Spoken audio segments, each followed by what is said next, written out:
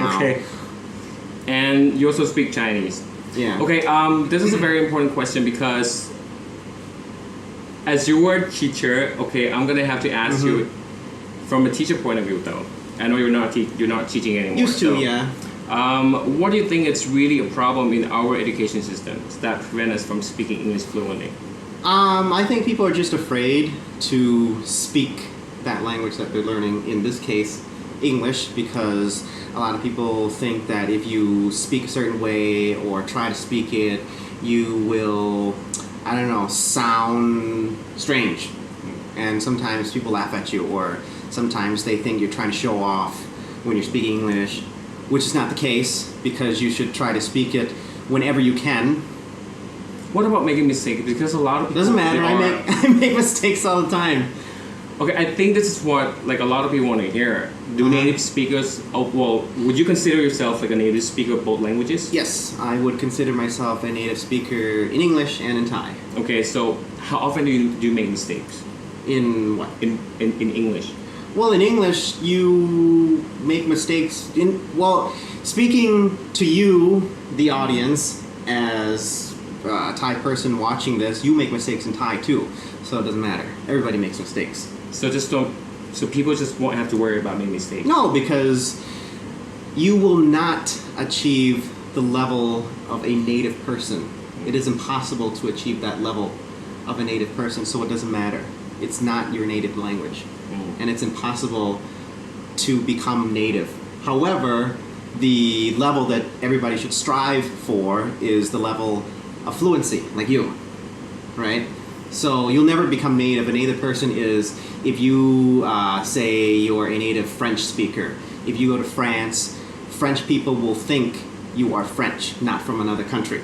However, a person who is fluent in that language, like in French, if you go to France, you might have a slight accent or have an accent in French when you speak French. They'll know that you're not French, but to be fluent is to communicate anything you want in that language. So to get the message across, as long as people understand what you're trying to say, that's all that matters. Yes, the goal for people learning English should be to be able to speak fluently and to be able to say anything you want in English. Not to be a native person and speak perfect English. Okay, it's impossible.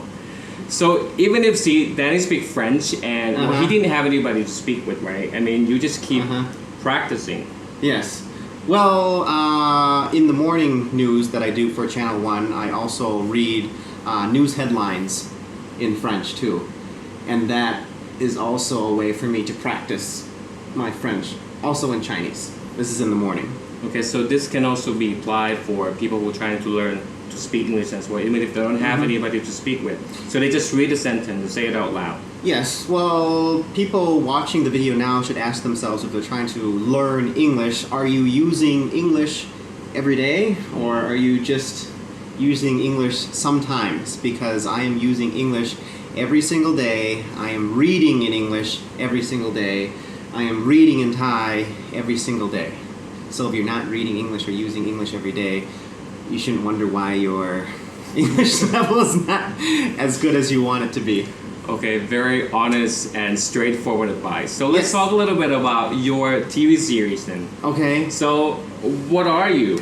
I mean, you're a biologist teacher. Biology teacher, yeah. And then what is the storyline though? The storyline is a girl, a high school girl, who went to a Thai high school. However, her problem is her English is not, she has bad English. Her English is bad. And then that is one of the things stopping her from being able to get her doctorate degree or passing the medical, the pre-med exam, something like that. She wants to study medicine. However, her English is horrible. So she decided to go to an international school, hoping that she will be able to improve her English through being immersed in that environment. Okay. And she became friends with a very interesting character. Yes, Madame Mot. Okay, so what does she do? I mean, what is her character like?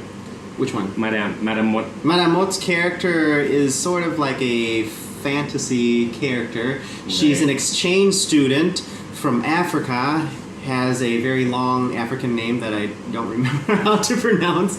You can probably go. Well, look it up on. Yeah, look it up. Yeah, and I also learned that she is falling head over heels for Mr. White on the show as well. She wants to take a picture with Okay. me, a selfie with me, because there was this one class where Mr. White said everybody's homework is to take a selfie with the person of the opposite sex. Right. It can be anyone you want.